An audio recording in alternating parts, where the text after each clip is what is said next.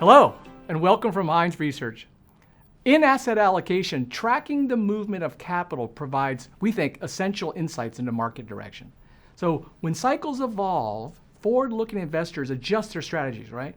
Today, we'll observe what we believe is a significant and measurable shift taking place within private capital markets. Let's look at the current data.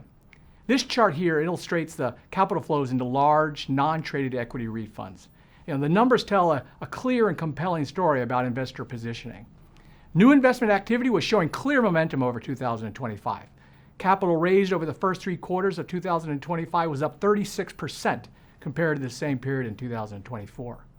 Now, while current uncertainty may slow this trend, we foresee that the recovery in investor interest will continue to play out over coming years, even if with some stop and go qualities. Even more telling, though, is the trajectory of net flows.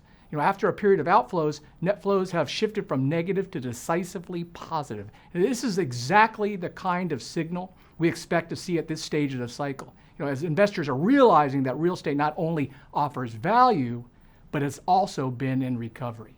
It's turned the corner.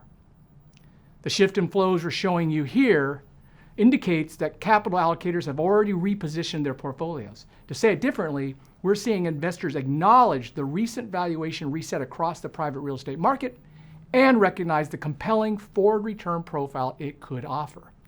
We believe the tide is turning and capital is moving toward the long-term value anchored in real assets. At Hines, we believe successful investing requires anticipation and active execution.